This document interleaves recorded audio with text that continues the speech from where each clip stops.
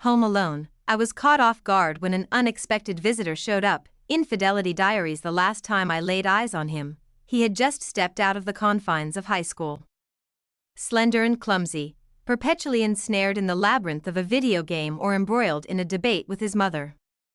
In those days, he was merely her son, not a figure who lingered only in the periphery of my existence, surfacing briefly for courteous exchanges in the warm embrace of kitchens, accompanied by the comforting aroma of coffee. Yet, as I opened the door to my friend's house, I was met with a sight that struck me. He stood there, taller and broader, his presence more substantial, more intentional. In that moment, I sensed a shift beneath my skin. It wasn't merely his face, though it bore the marks of maturity, the angles of his jaw more defined, the skin around his eyes gentler. It was the manner in which he gazed upon me. It was as though he recalled me not merely as a friend of his mother's, but as an individual deserving of his attention now. He smiled first, and I reacted instinctively, yet my chest constricted with an unnamed feeling. My friend welcomed me with her familiar, cheerful banter, yet my focus continued to wane. I observed the way he rested against the kitchen counter, the tension in his forearm muscles as he reached for a glass, and the shift in his voice to a low, dry tone. That evening, his words were scarce, and he did not address me directly, yet, each time I glanced upward, his gaze was fixed upon me. Not gazing. Merely observing, it felt as though he was attempting to uncover aspects of myself that I had unknowingly revealed. The evening meal unfolded in a relaxed manner, steeped in familiarity, brimming with the kind of well-worn anecdotes that old friends exchange when the well of genuine conversation runs dry. He remained largely silent, offering only smirks or half-hearted chuckles that cut a touch too keenly. Though my friend appeared oblivious, I was acutely aware. I observed it all. The atmosphere in the room was imbued with an unexpected warmth. Found myself constantly readjusting the neckline of my blouse, acutely conscious of the soft fabric brushing against my collarbone. At a certain moment, I found a reason to slip away to the bathroom, where I could refresh my wrists with a splash of cold water. I gazed into the mirror, confronting a reflection that felt foreign, obscured by the very secrets I sought to conceal. Upon my return, they were concluding their dessert, and he rose to assist in clearing the plates. He extended his hand toward mine just as I was about to grasp it, and his fingers lightly grazed against my own. Merely with a gentle touch, just enough to erase the thoughts of what I intended to express next. Once I had savored my coffee, I rose to take my leave. My friend was sharing some ideas for the weekend, something laid-back. I inclined my head and embraced them warmly. As I approached the door, he slipped behind me and opened it before my fingers could even graze the handle.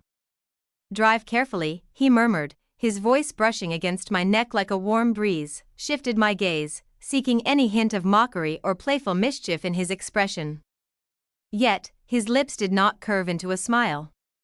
His expression remained a mystery, teetering on the edge of indifference. Then he remarked, "What a pity you reside so nearby. Complicates matters further." With that, he took a step back, leaving the door ajar, his gaze finally drifting away. As I sat in the car, a subtle tremor coursed through my hands as they gripped the steering wheel. I reassured myself that it was trivial, merely a young man attempting to be witty, probing limits that were never there. Yet, on that particular night, as I shed my clothes in the bathroom, I caught myself gazing at my own body with a newfound perspective, not in a critical manner. Not even with a hint of curiosity. It was accompanied by a level of focus I hadn't experienced in many years. Traced my fingers along my collarbone, mimicking the way I had observed his gaze linger there moments before. I opened my underwear drawer and paused, gazing at the delicate white lace that had remained untouched for months. A sensation awakened within me, not a recollection, but rather an essence of expectation. My husband lay in bed, half in slumber, engrossed in whatever he was reading on his tablet. He glanced upward, offered a fleeting smile, and then redirected his attention to the screen. Reclined next to him, quiet, my attire only partially in place. He remained oblivious. Perhaps he was aware yet opted to remain silent. That was the manner in which we had been operating recently. Softly navigating around the unspoken, we found ourselves in a delicate dance of unacknowledged truths. In the shadows, I revisited that instant at the threshold. His voice lingered near my ear. The momentary silence that lingered before he spoke.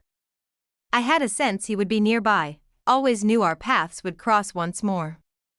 And I also knew, though I endeavored to deny it, a part of me craved that more than I had desired anything else in weeks. As I shifted onto my side, turning my back to my husband, I brought my thighs together, gradually. With a gentle touch. It wasn't precisely longing, it lingered, the subtle echo of recognition. And that, I believe, was precisely what I had been yearning for all along. It was never my intention to encounter him again so quickly. The idea had remained, weaving its way through the more subdued moments of my daily life. As I fold the laundry, prepare dinner, and even brush my teeth with my husband by my side, the thought was unwelcome, a shadow I preferred to avoid. It resonated like an electric hum just below the exterior. It resonates softly, akin to the gentle murmur of a light glowing in a distant space. Yet existence, in its subtle harshness, appears to perceive when a transformation within you begins to unfold. On a Tuesday, the world unfolded in its usual rhythm. The memory lingers, etched in my mind, for it was the day dedicated to laundry. I had departed the house in a state of disarray, my attire reflecting a certain nonchalance, a dress crafted from cotton. Without any makeup. Hair gathered in a casual, unremarkable style, I made a brief visit to my friend's home to return a baking dish. I had no intention of lingering here. Initially, I didn't even bother to knock. I slipped inside through the back door, just as I had always done. She was not present in the house. The house lay in a profound silence, and in the dimly lit hallway, I paused, dish in hand, poised to place it on the counter and quietly retreat into the shadows. Yet, he was present. I was unaware of his presence, materialized unexpectedly at the threshold of the kitchen, bare feet whispering against the floor, cradling a coffee mug, his eyes heavy with remnants of sleep. "Hey," he said, his voice gravelly from sleep. "I didn't notice your arrival, I merely delivered this," I responded swiftly, raising the dish a fraction as though that clarified all. He entered the kitchen, resting against the counter. His t-shirt clung in ways that made it difficult to focus my gaze where it should have been. It appeared as though he had just rolled out of bed, clearly unprepared for company. In that fleeting instant, a wave of foolishness washed over me as I stood there. In a union marked by years, she stands, nearly twice his age, cradling a dish that embodies the essence of suburban cliché. "Would you care for some coffee?" he inquired. I ought to have declined. Every fiber of my being was aware of that truth, yet, I inclined my head in agreement. He glided through the space with a languid grace, untouched by the world around him. I lingered at the threshold of the kitchen, arms folded, feigning indifference to the proximity he maintained while pouring. He extended the cup toward me, our fingers grazing once more. This encounter seemed anything but coincidental. It hung in the air, we remained standing, locked in place, gazing at one another amidst the stillness of that all-too-familiar kitchen. I took a sip of the coffee. It possessed a fierce, acrid quality. I found it quite acceptable. He studied me, a hint of surprise in his voice. "Wasn't expecting company," he remarked. "I had no intention of lingering here. Have you always been this spontaneous?" I arched an eyebrow. "Do you often find yourself at ease while strolling about in such a state of undress?" He flashed a grin. "It hinges on the observer's perspective." The silence returns once more. Unfazed. A weightier matter, his eyes traveled from my face to my collarbone, then descended further. The atmosphere thickened around us, heavy and motionless. "I ought to take my leave," I remarked, yet I remained still. He placed his mug on the table. "Ought you to?" My gaze was fixed upon him. I aimed to utter a remark that would glide effortlessly from the room, something airy and dismissive, yet silence enveloped me instead. He advanced with measured intent. First a step, then another follows. The edge of the kitchen counter met my back, the coolness sending a jolt through my skin, a stark contrast to the delicate fabric of my dress. He remained still, a mere breath away, yet he never laid a finger on me. He confessed that you had been on his mind. The words struck with an intensity that felt disproportionate. He was youthful, audacious, perhaps even impetuous. Yet, his voice carried no hint of arrogance, only truthfulness. And that unraveled me more than anything else ever could. I chose not to respond. I was unable to. His hand rose, almost with a languid grace, and brushed against my jaw. Not in a possessive manner, merely the gentle brush of his fingers, gliding softly. My skin ignited in the wake of his presence. And then, it occurred. He leaned in, deliberately, giving me the chance to pull away, to laugh it off, to halt the moment, yet I refrained. I tilted my head instinctively, my eyes fluttering shut just as his lips brushed against mine. The kiss lacked tenderness, it was resolute. It was a heat, abrupt and all-encompassing, akin to the moment a match ignites, flaring to life before thought can intervene. My hands wandered aimlessly, unsure of their destination. One hand rested upon his chest, while the other clutched the edge of the counter. I savored the rich notes of coffee intertwined with an elusive flavor that lingered on my palate.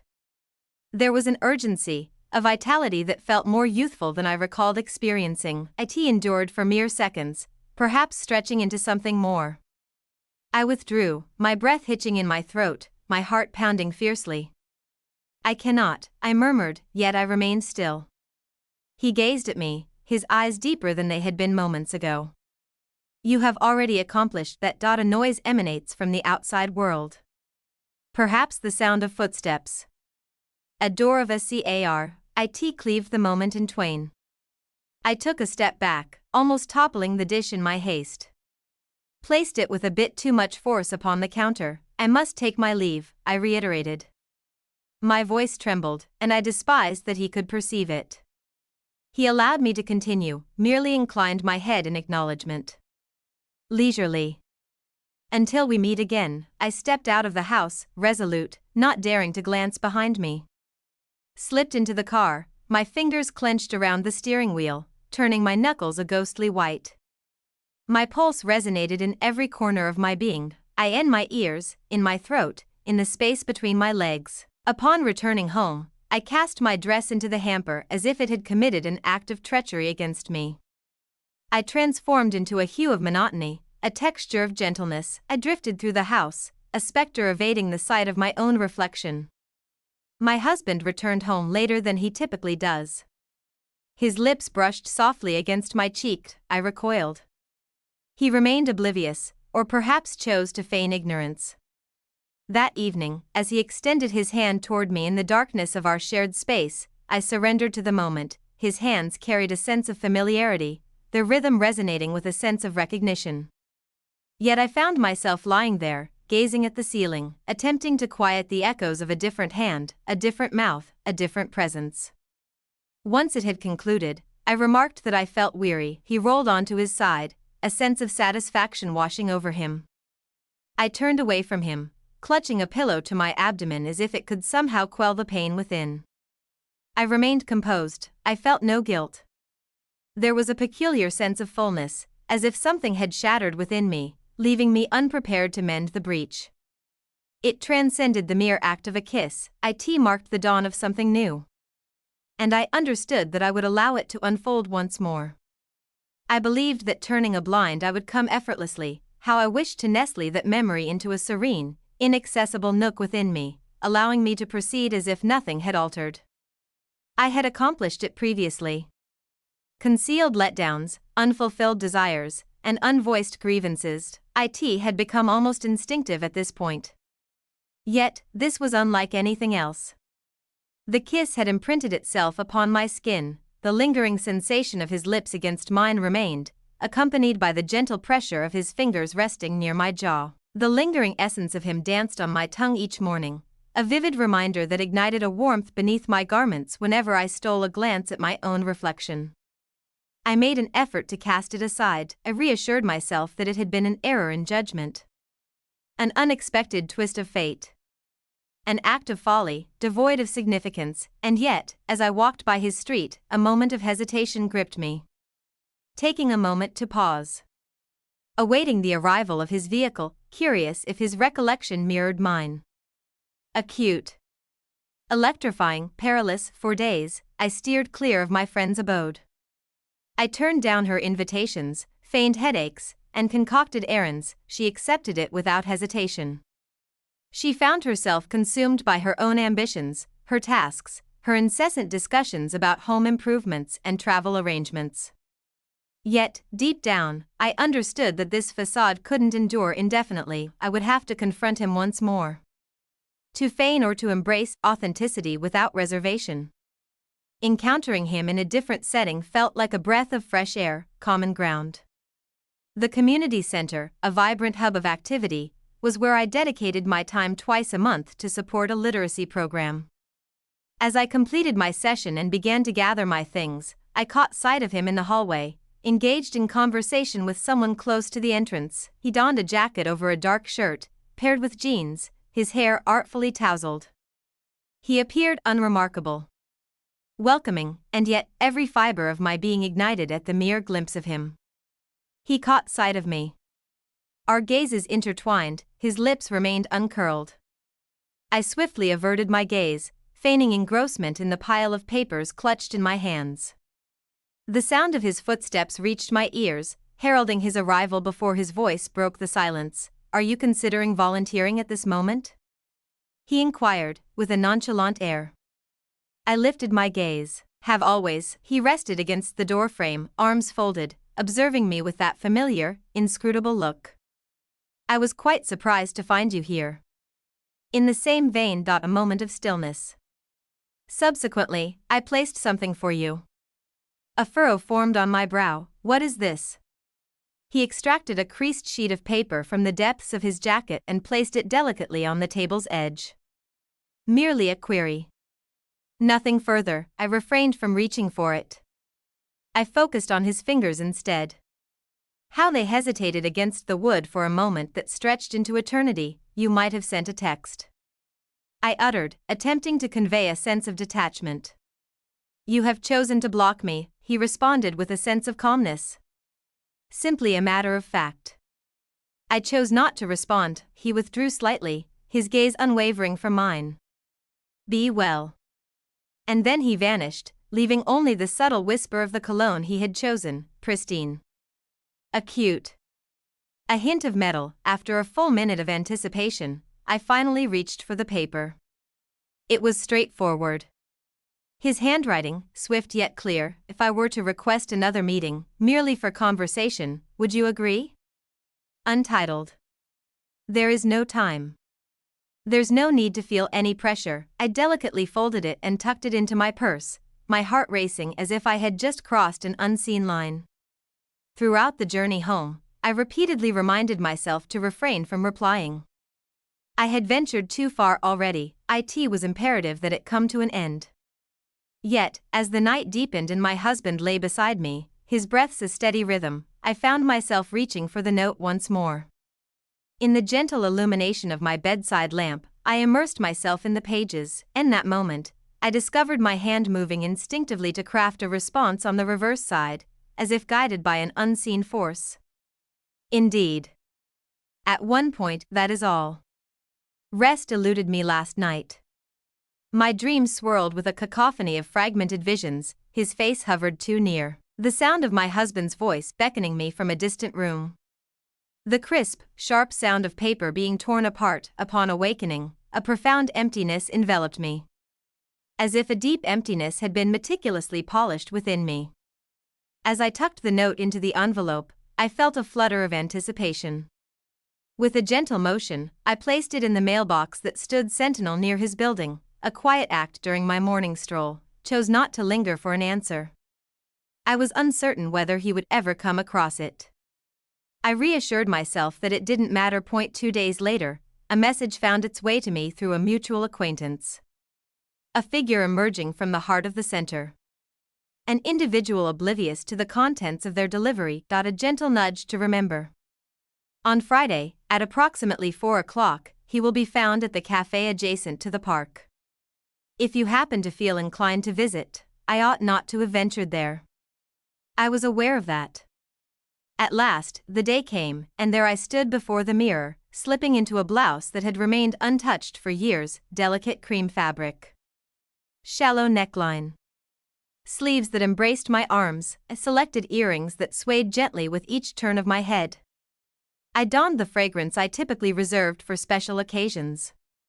As I stepped into the cafe, a knot of anxiety twisted in my stomach, yet my hands remained calm and composed. Occupied a small table by the window, already present and waiting. A cup of coffee sat before him. His phone lay untouched. As I drew near, he lifted his gaze, and in that moment, I caught a glimpse of something new in his expression. Not a prank. Lacking confidence, yet, it resembles a deeper sense of appreciation. "Hello," I remarked, easing myself into the chair across from him. "You have arrived. I made a promise to do so." He inclined his head, his gaze fixed upon me. "Your appearance has changed, delightfully distinct." He wore a sly grin. Exceedingly, the dialogue commenced with an air of discomfort. Our conversation drifted through a sea of trivialities. The transformation of the town was striking, the atmosphere outside. His brief stint at a design firm. Yet, hidden within each phrase, the atmosphere surrounding us throbbed with the weight of unexpressed realities. With each forward lean, my breath seemed to hitch in my throat. Each time his knee grazed mine beneath the table, I found myself unraveling the very fabric of my thoughts. He chose not to speak of the kiss, I did not either. As I approached the conclusion of our encounter, my hand outstretched for my coat, he remarked, "You know, you never addressed the second question." I stood still, caught in a moment of disbelief. "Which second question are you referring to?" He locked his eyes with mine. "Do you desire for it to occur once more?" I gazed at him, my heart pounding fiercely. He remarked that he hadn't voiced it aloud.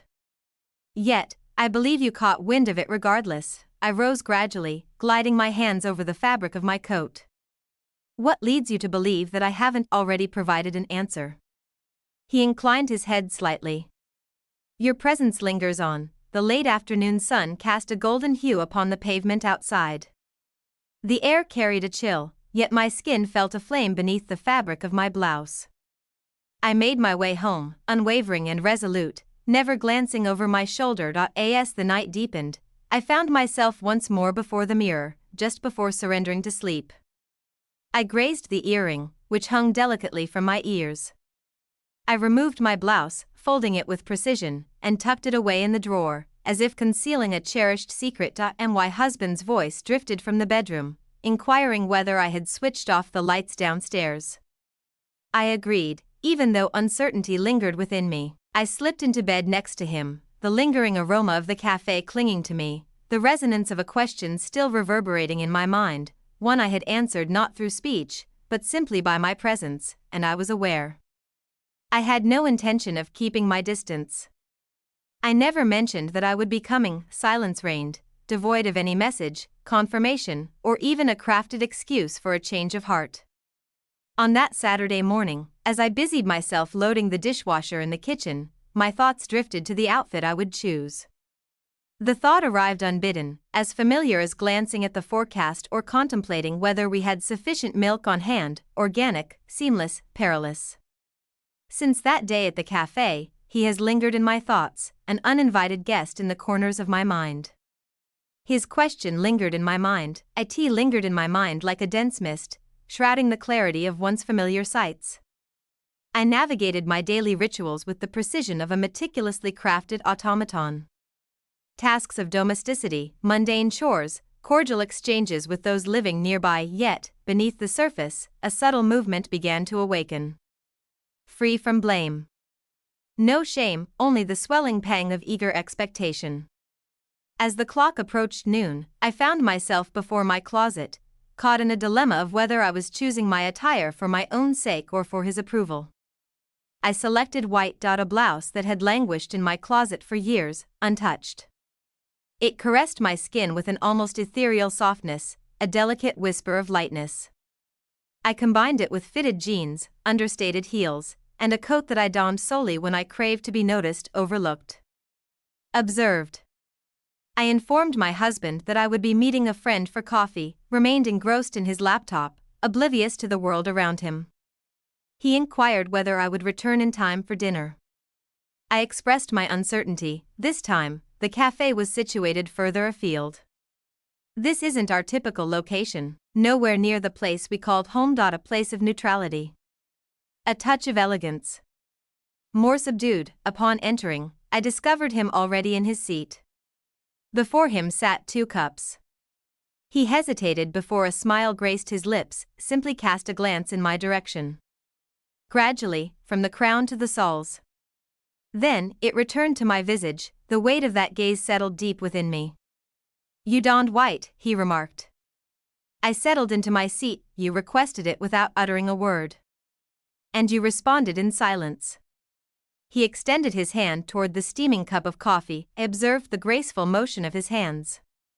Recalled how they had clutched the edge of the counter during their last encounter. Our conversation lingered for a brief spell. As per usual, just the everyday occurrences. Sufficiently subtle to be deemed innocuous.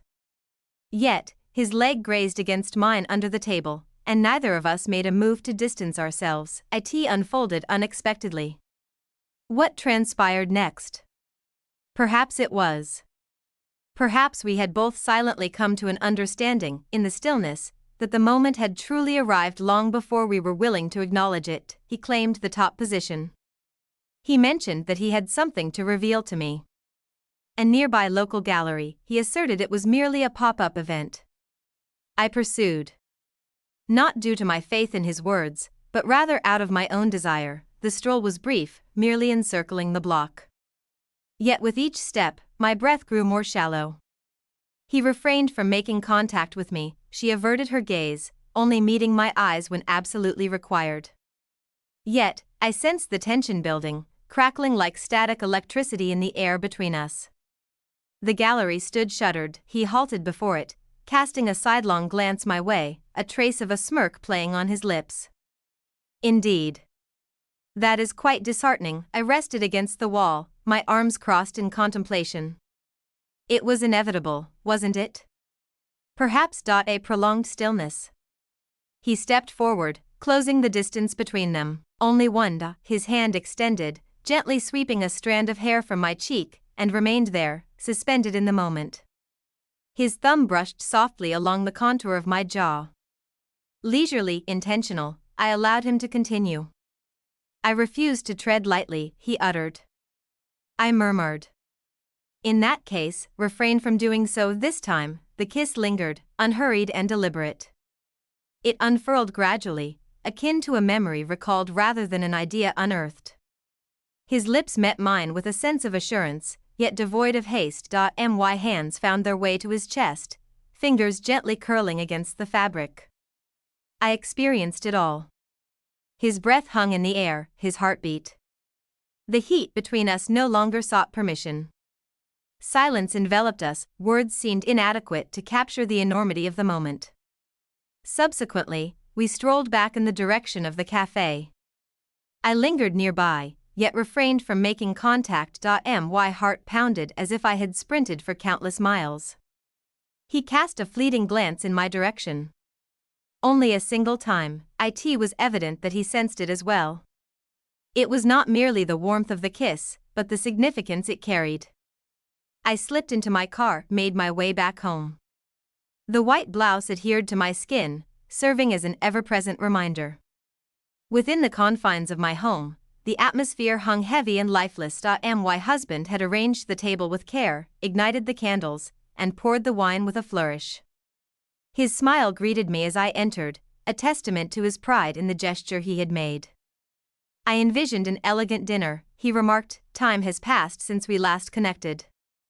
I lingered in the doorway, caught in a moment that stretched beyond its intended span.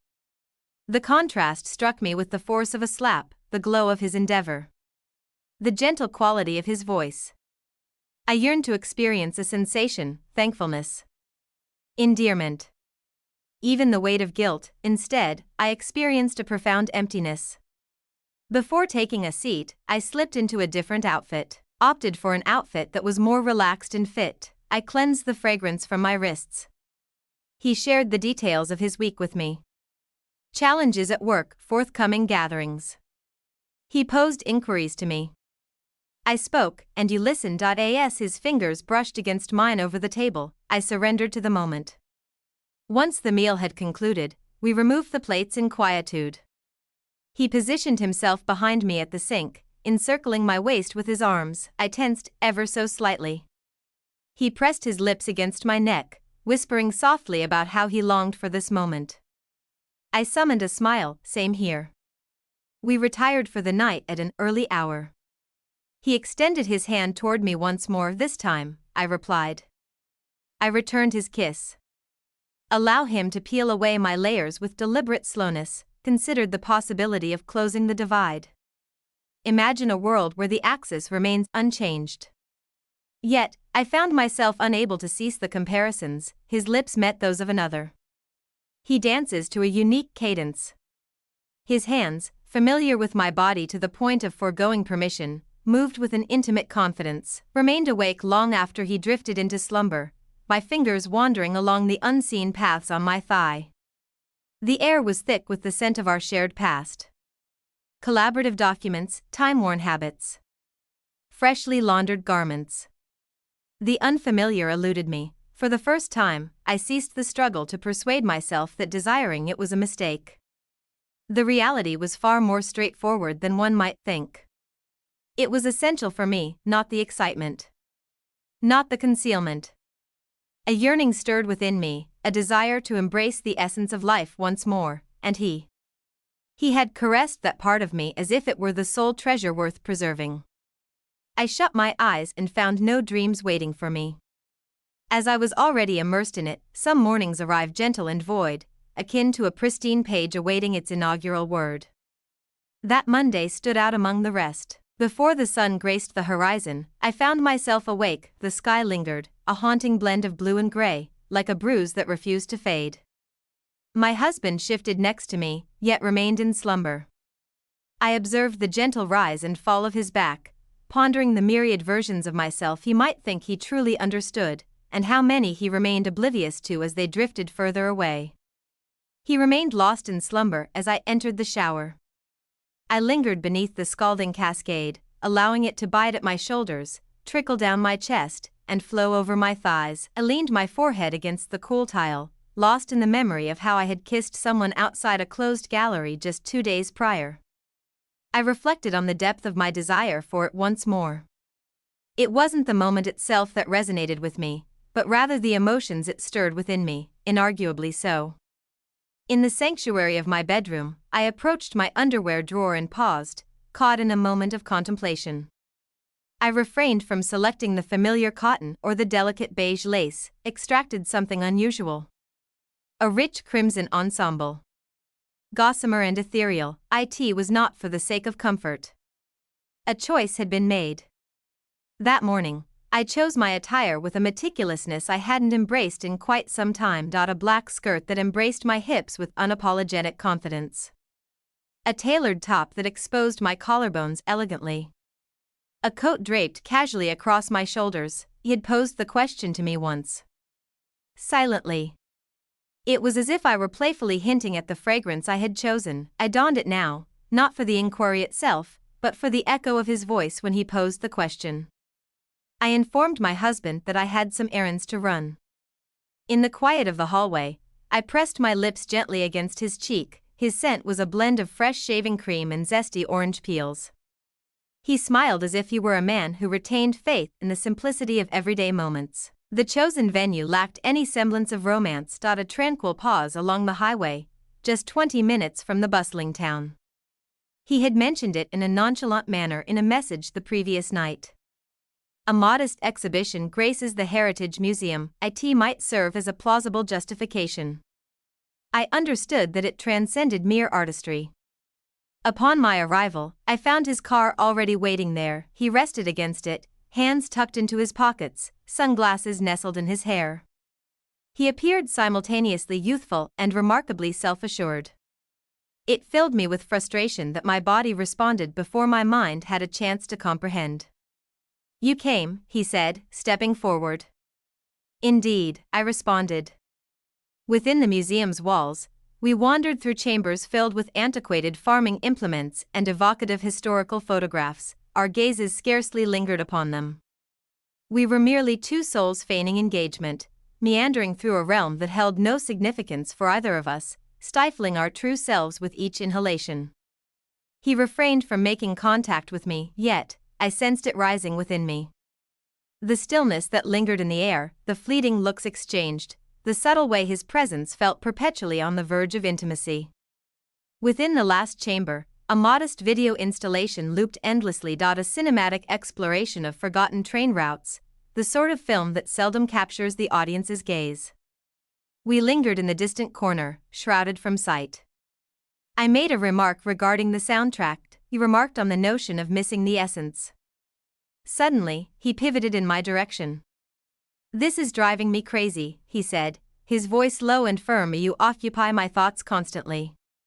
I swallowed, sensing the ground shift subtly beneath my feet. "It would be unwise to do so. You shouldn't either," he remarked. "Yet, here we find ourselves." I chose not to respond. I took a step nearer. He refrained from inquiring. I acted without a moment's pause. This kiss held a distinct quality, unlike any before. Lack of curiosity. There is no question, the oppressive heat and gnawing hunger converged, months of self-discipline fracturing in an instant. His hand glided beneath my coat, fingers grazing the contour of my back, then pressing assertively into the area just above my hips. I pressed my lips against his with more fervor than I had intended, yearned to dissolve the chasm that separated the person I had been from the one I was evolving into. He withdrew momentarily, his breath coming in ragged gasps, his forehead gently pressed against mine. "If we continue down this path," he whispered, "you'll find it hard to resist continuing." "I already do not," I replied. We lingered for a while, simply inhaling the stillness around us. In the end, we departed from the museum, our words lingering in silence. The wind had begun to stir outside. My coat fluttered open just a bit, and I allowed it, indifferent to the gazes around me. Seated in the car, I rested my hands in my lap, gazing out the window. He navigated the road with a deliberate slowness, one hand firmly grasping the wheel while the other lingered near the gearshift, poised for action. Near my knee. As the traffic light turned crimson, he finally found his voice. "Shall we venture somewhere next weekend?" "Only today, away from the familiar surroundings." I shifted my gaze toward him. "What is the reason behind this?" "For the simple reason that I long to be by your side, without masquerading as anything other than what it truly is." I hesitated before responding. My thoughts whirled with the intricacies, the uncertainties, the narratives I would weave, yet my heart had already whispered its agreement. As the sun dipped below the horizon, my husband awaited my return on the porch. With a wine glass cradled in one hand and a fresh novel in the other, he embraced the evening's allure, inquired about the nature of my day. I mentioned that it was lengthy. He pressed his lips gently to my forehead and murmured that dinner was nearly prepared. Once more, we dined by the soft glow of candlelight. He expressed his pride in my growing involvement within the community. He remarked that I appeared stunning in black. A smile graced my lips. As the night deepened, he extended his hand toward me in the darkness of our shared bed. I allowed him to proceed. His hands glided with a deliberate grace, each movement measured and precise. I replied with just the right amount of words. I produced the appropriate sounds, ensuring my body remained warm beneath his, yet within, I found myself in a realm altogether different. In that shadowy corner of the gallery, I felt the silk caress my skin, savoring the taste of an unfamiliar mouth. Listening to an unfamiliar voice utter my name as if it held significance, and in the aftermath, I nestled into my own being, my gaze fixed upon the ceiling above. I held back my tears. I felt no guilt, I merely sensed a state of wakefulness. And I was certain that the following weekend, I would embark on my journey. In the days that ensued, I conducted myself precisely as anticipated. With the evening settling in, I prepared a meal, neatly folded the towels, and attended to my emails. Today, I arranged for a dental appointment, collected the dry cleaning, and replenished the bird feeder in the backyard. Had anyone inquired, they would have remarked that I appeared at Peace Point one morning. As we shared breakfast, my husband made a remark about it. Commented that I appeared more buoyant, more engaged. He spoke with a smile gracing his lips, returned the smile. I was mastering the art of donning comfort as if it were my very own second skin. Yet within, my mind wandered to another realm. Once more, I found myself in that hallway, his lips pressed against mine, his fingers tracing the curve of my spine. Seated in the passenger side of his car, I observed the trees streaking by, a green blur as we journeyed toward an undefined destination. Within the confines of a hidden truth, I found that the more time I spent there, the more it transformed into the soul sanctuary where my true self could emerge. Though nothing was set in stone, a quiet certainty settled within me that I would accompany him that weekend. It was never about fleeing. It was not an act of defiance, it was a moment of pure clarity. I discovered a facet of my being that felt foreign, yet I was reluctant to part ways with her. Yet, amidst my preparations for the inevitable, I reminded myself that I must restore harmony within the confines of my home, or perhaps give the illusion of doing so. I proposed to secure dinner reservations for Saturday evening, fully aware that we would not honor them. I mentioned to my husband that I was considering a trip to the city to see my sister. He nodded, his mind elsewhere, refraining from seeking further clarification. I pondered whether, beneath the surface, he felt an inkling of awareness. Yet, should he have done so, he concealed it with remarkable swiftness. On Thursday, I caught a glimpse of her. His mother, a dear friend of mine. She had extended an invitation for lunch, effortlessly casual as ever. She spoke of the familiar topics. The burden of her responsibilities. A journey on the horizon. A culinary creation she yearned to explore. She chose not to speak of him. Never yet. He lingered in every shadow of that house. The faint trace of his scent still clung to the couch pillows. By the back door, a pair of his shoes lingered, waiting in quiet solitude. His voice reverberated in my mind, and I found myself stealing glances toward the hallway repeatedly. She extended a warm invitation for coffee. I acquiesced. My hands quivered ever so slightly as I raised the cup. I reassured myself that it was merely caffeine. As I prepared to depart, she accompanied me to the door, her concern evident as she inquired if all was well. There was a subtle shift in her voice. Nothing to raise an eyebrow. Intrigued, perhaps even tender. I smiled with an eagerness that perhaps was unwarranted. Certainly, what reason could there possibly be against it? She inclined her head, her gaze lingering on me for a moment that felt just a touch too extended. Then she remarked, "You seem different lately. It seems as though you're deep in thought." A chuckle escaped my lips. Compelled. Perhaps I am. Her fingers brushed against my arm with a gentle caress. Contemplation can lead to perilous paths. As I departed from her abode, an unexpected sense of vulnerability washed over me. Throughout the entire journey home, her words echoed in my thoughts. Contemplation can lead to perilous paths. She was utterly unaware, perhaps she did after all. Women possess an uncanny ability to perceive subtle changes in their surroundings, even when those changes elude precise definition. Under the cloak of night, I carefully assembled a modest bag, recounted to my husband once more the tale of my sister. I pressed my lips to his in a soft good night, then settled beside him in the enveloping darkness, my eyes wide open and my heart racing against the mattress beneath me. At dawn's first light, he set out for work, leaving the quiet of the morning behind. 15 minutes slipped by in silence after the door clicked shut, and only then did I don my attire. I donned the same crimson lingerie.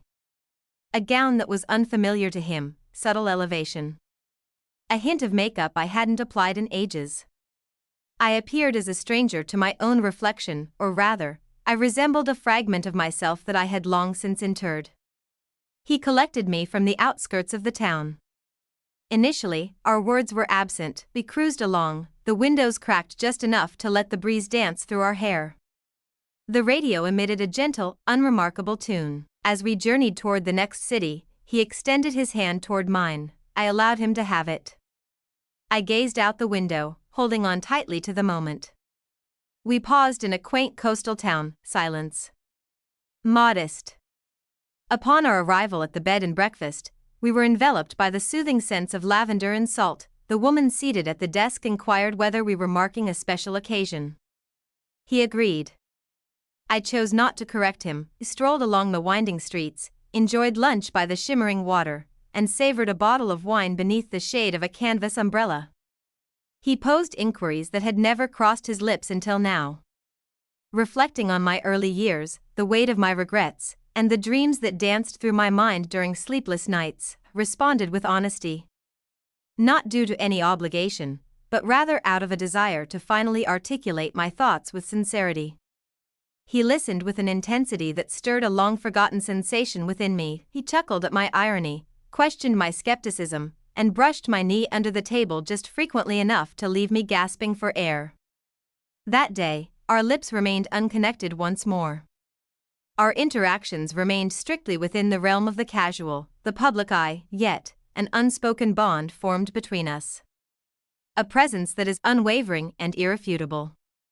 That evening, within the confines of the inn, I lingered before the mirror, lost in thought for what felt like an eternity, removed my dress with deliberate slowness. I gazed into my reflection, as though encountering my own self anew. A gentle knock echoed through the stillness, a single, soft rap on the bedroom door. I hesitated before responding. I placed my fingers gently on my abdomen. I shut my eyes, experienced the burden of each choice that had brought me to this moment. At long last, I turned the handle and stepped through the threshold. He remained there, enveloped in silence. There was no smile. Silence speaks volumes. I moved aside, granting him entry. We remained untouched. We lingered at the edge of the bed, our shoulders gently touching. The atmosphere surrounding us throbbed with intensity. I don't want to ruin your life, he said abruptly. I shifted my gaze towards him. In that case, refrain from doing so. He gazed at me intently, the silence stretching between us like a taut string. Then he declared, I desire more. Uncertainty lingered in the air as I pondered whether he was referring to a desire for more time, a deeper connection with me, or perhaps something altogether different. Yet, I inclined my head in agreement. That night, as we lay side by side, fully clothed, sharing whispers of our innermost selves into the enveloping darkness, a realization dawned upon me, one I had long been too afraid to acknowledge. It transcended the physical realm. It had never been. It revolved around the essence of recognition. Noted, selected, in that modest, borrowed space, distant from all that was known, I sensed a rekindling of belonging within me.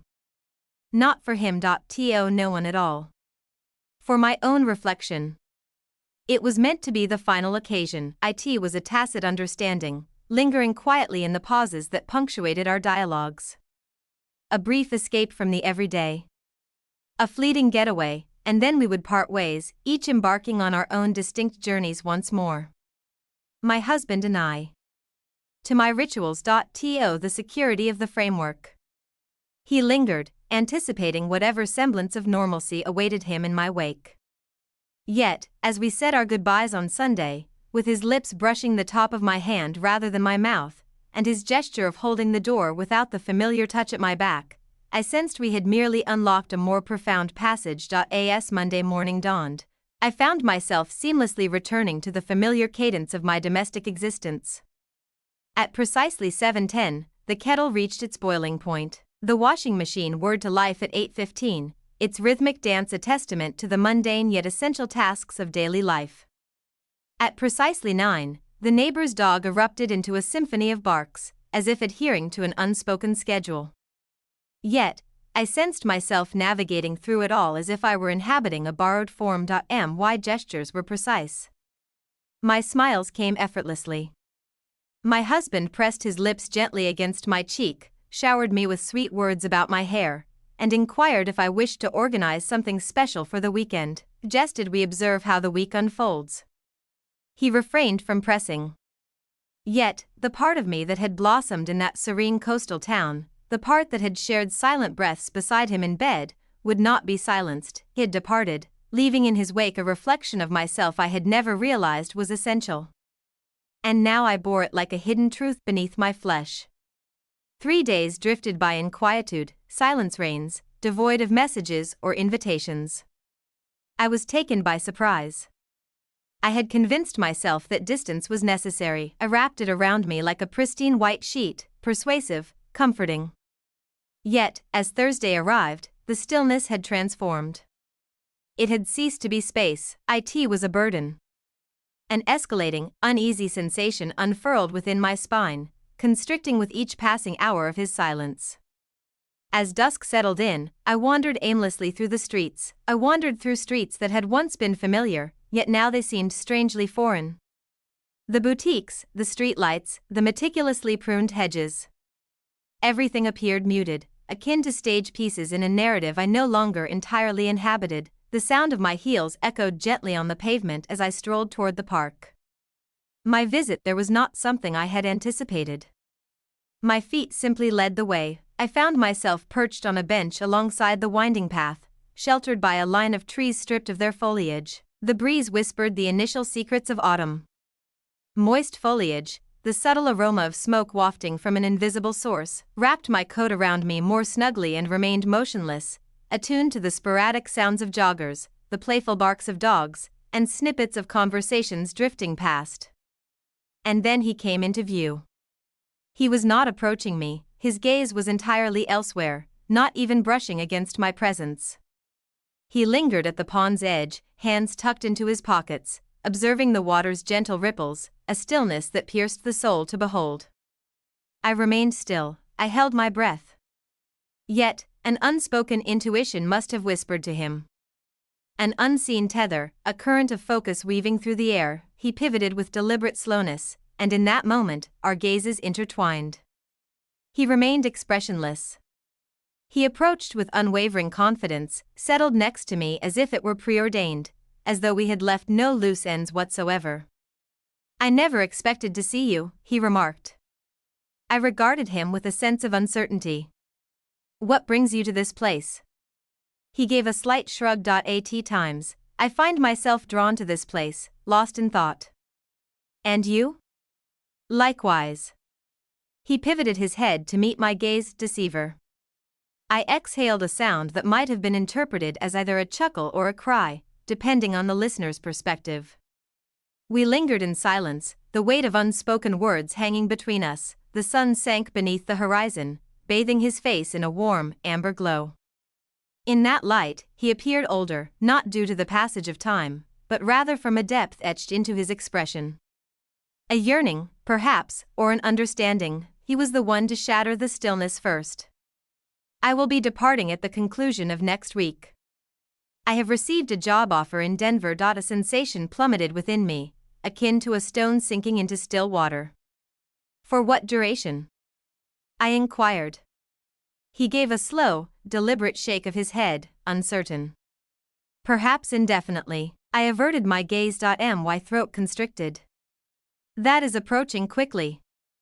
"I had no intention of revealing this to you. I believed it would simplify matters." "Who finds it easier?" He remained silent. Instead, he delved into his coat pocket and retrieved a carefully folded note. He didn't offer it to me. Instead, he merely cradled it between his fingers. "If you wish to see me once more before my departure," he said, setting the note upon the bench that lay between us. "The decision rests solely in your hands." I cast my gaze upon the note. The wind pulled at its edge, yet I held my fingers firmly against the corner to maintain its position. He rose gradually, lingering for a moment. "I have no regrets about any of it," he stated. "Yet, I wish not to become yet another truth you feel compelled to obscure." With a quiet resolve, he turned and walked away. My gaze lingered on the note. I chose not to open it. Not immediately. I lingered on that bench as the sky deepened to a rich violet, the lamps illuminating one after another in a gentle dance of light. As I finally revealed it, I found it to be quite straightforward. A location, a moment, and a trio of words. Explanations are unnecessary. I slipped it into my coat pocket and made my way home, moving at a more leisurely pace than usual. That night, slumber eluded me. I reclined beside my husband, attuned to the rhythm of his steady breath. I observed the contour of his hand as it lay upon the blanket, the gentle imprint of his wedding ring catching my attention. I searched my memory for the last occasion we lingered in the night, lost in conversation, the last moment his fingers brushed against me as if he were unable to pull away, pondered whether he ever realized the extent of my absence, even as I stood there beside him. As dawn broke, he pressed his lips to mine in a tender farewell before heading off to work. He inquired whether I desired anything from the store. No, I said. He departed. As I settled at the kitchen table, the note lay open before me, my fingers gliding over the handwriting repeatedly, as if it might unveil a hidden truth I had yet to discover, was uncertain about my decision to attend. Yet, I was aware of this. I could no longer feign ignorance to his presence. I found it impossible to feign indifference to its significance. Life presents us with moments that often come unannounced, devoid of any grand ceremony. Neither tumultuous heavens nor breathless epiphanies. It is the serene understanding that, regardless of what unfolds ahead, you have already crossed the threshold from which there is no return. That morning, as I sat at the kitchen table with his note laid out before me, I felt an undeniable sense of arrival. The paper radiated warmth between my fingers, as though it still held the lingering heat of his touch. The handwriting, known and precise, bore a slight tilt, unwavering in its clarity. Mine certainly would have. I revisited the address, followed by the time, Saturday, the hour of 4. Only a single line, devoid of emotion or plea. A door slightly open, yet not fully unlatched. Should I choose to traverse it, it would be according to my own conditions. Throughout the day, I glided through life as though submerged beneath the surface. I meticulously folded the towels 3 times, then refold them twice more with care. I drifted through the rooms, cradling a mug of tea that had long since lost its warmth. I held back my tears. I remained composed. What I experienced was an emotion more elusive, akin to a sense of loss. Not for what I was on the verge of losing, but for the person I could no longer become. I envisioned a scenario where I would not attend. I practiced the narrative I would share with myself. It was undeniably genuine, yet ephemeral. A fleeting illness, a treasure to keep hidden, yet not to chase after. I would find my way back to the embrace of the known, the gentle fading of feeling, the serene solace of a union that had long since molded itself into the contours of stillness. I would endeavor, with all my heart, to erase the memory of what it was to be desired without the weight of obligation. Yet, the deeper I delved into that vision of life, the more I felt a tightening grip around my very being.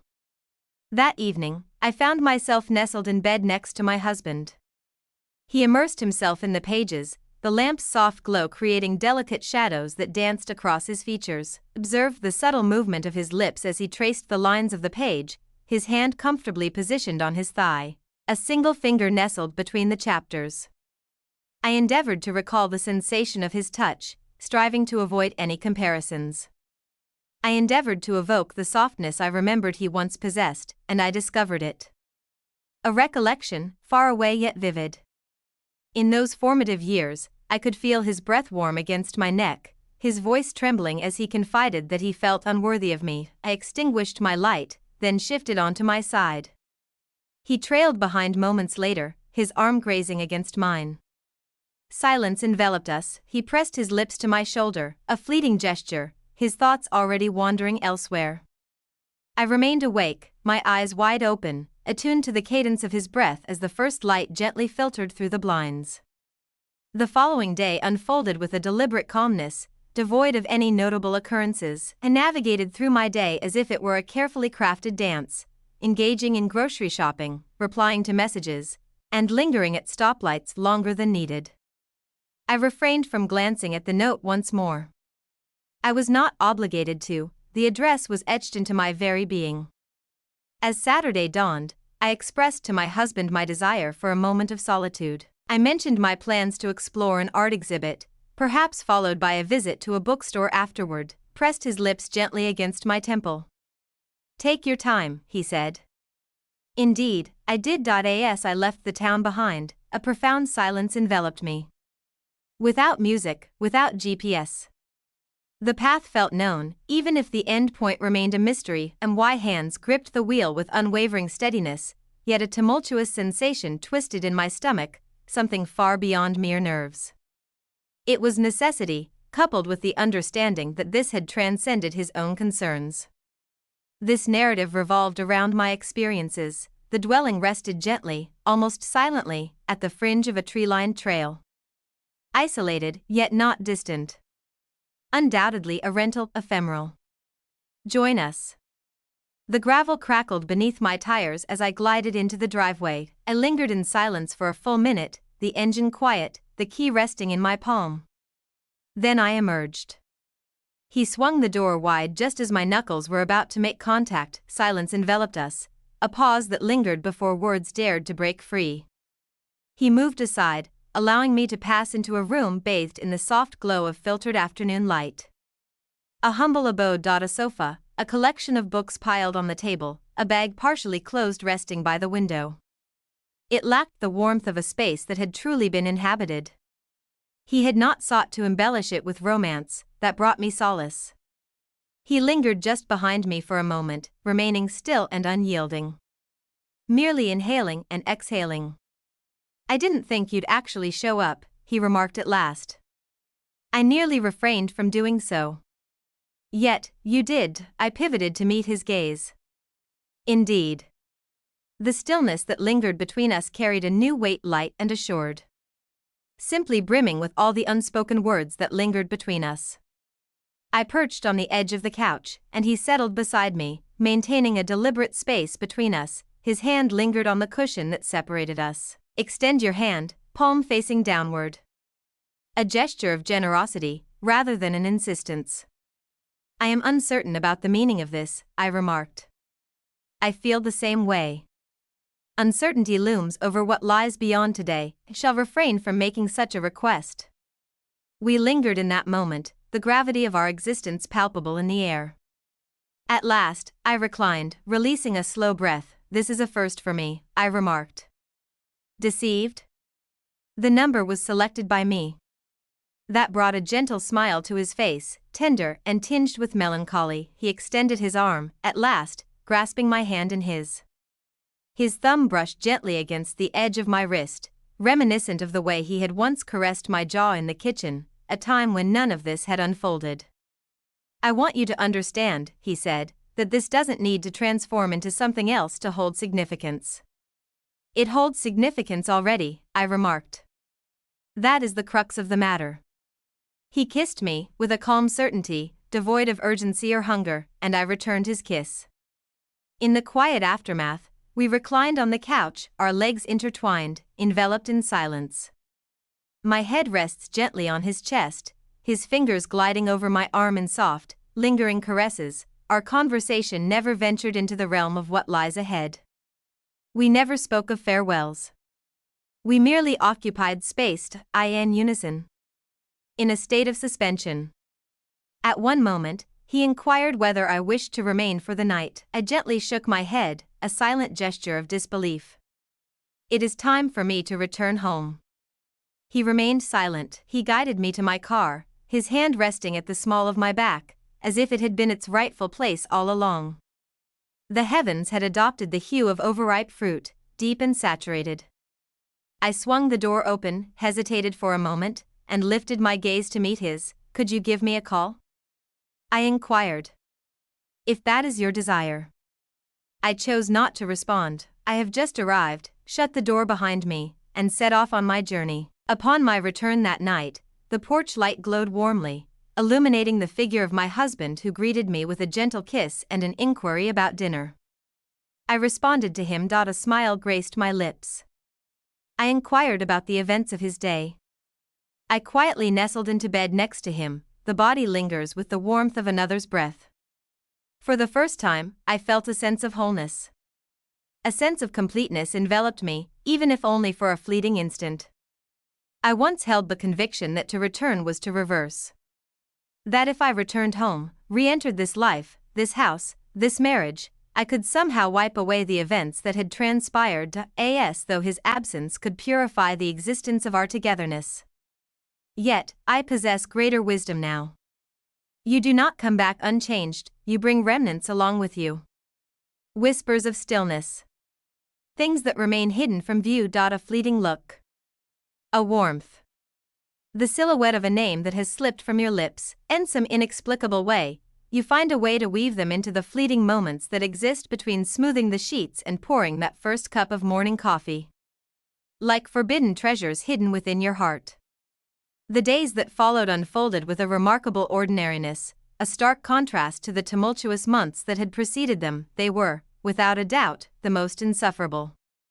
The aroma of basil mingled with the scent of dish soap in the kitchen.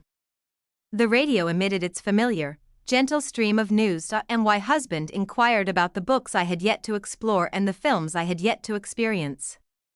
I replied with subtle nods, partial answers, and carefully timed smiles. I spoke the truth, not in the conventional manner. I allow the quiet moments to convey more than mere words ever could. Yet, amidst the stillness, I held on to the final vision of him, positioned at the threshold of that least abode.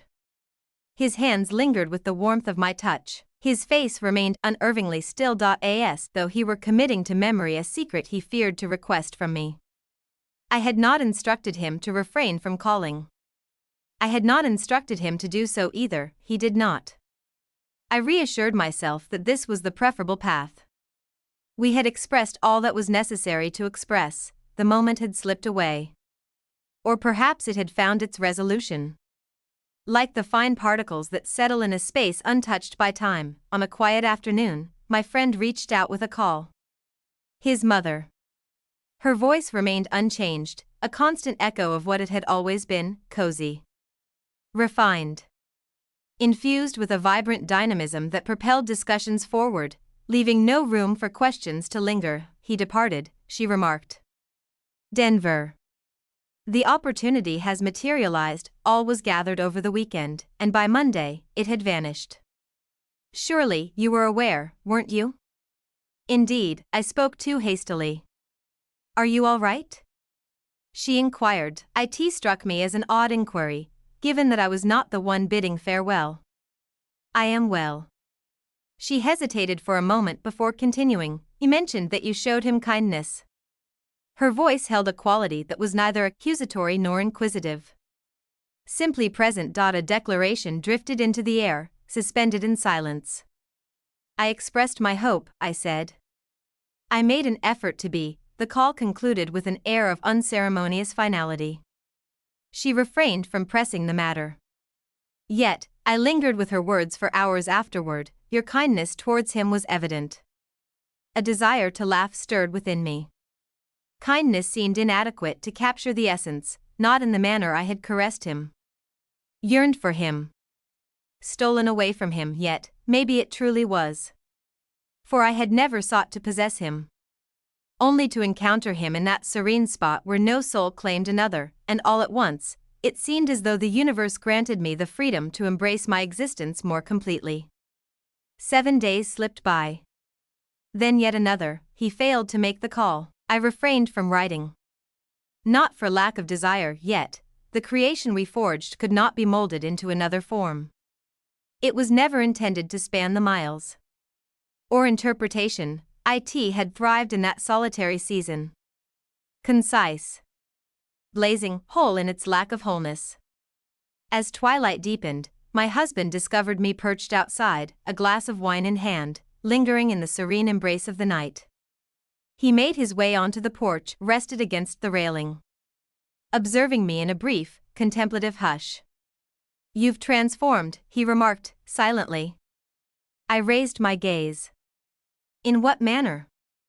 I'm uncertain, simply. You seem more subdued. Not sorrowful. Simply in another place. I chose not to respond. I was uncertain about how to proceed. I yearned to share it all with him, yet hold back every word simultaneously, that he had committed no offense. In the void of what I had not realized I lacked, I found myself unwinding, only to rediscover it once more. He took a seat next to me, his hand sought out mine. I've allowed matters to slip away, he confessed. I was under the impression that you appreciated the stillness, believed we were in a good place. We existed. I declared, perhaps we remain so even now. He inclined his head in acknowledgement. I simply cannot bear the thought of losing you. I glanced in his direction. He appeared weary, yet not from the burdens of time or toil. In the quest to uncover what once adorned my exterior, I searched within for remnants of a self long forgotten. Assured you, I am still here. Indeed, it was not a falsehood. Yet, he had not completely discovered me either, because I no longer fit into a single space. I found my place within fleeting moments. Now, I select my lingerie with purpose and thoughtfulness, even in the absence of an audience. As I entered the room, I felt the presence of my own body, acutely aware of each movement. Not for its appearance, but for the sensations it evoked, the manner in which I caressed my husband, not from obligation, but from a desire to do so. Measured and unhurried, even when my thoughts occasionally wandered to distant realms. The night that followed, I surrendered to him completely. Softly, with a vitality I haven't felt in months. He wept afterward. Not weeping, only quiet tears that gathered and streamed down. He embraced me with an intensity that felt more profound than before. It was as though he sensed a change, an unspoken shift that lingered between us, elusive and unnamed. I allowed him to continue unimpeded. I allowed him to embrace me. I allowed him to embrace whatever narrative he required to find solace. In the quiet aftermath, I found myself standing alone in the bathroom. The mirror reflects merely the contours of my form. I did not harbor any feelings of self-hatred, too, struggled with self-love. Yet, I came to comprehend my own essence. That weekend, I strolled along the perimeter of the very park where fate had once conspired to bring us together by chance. The leaves had started their graceful descent, sharp and winding at the borders.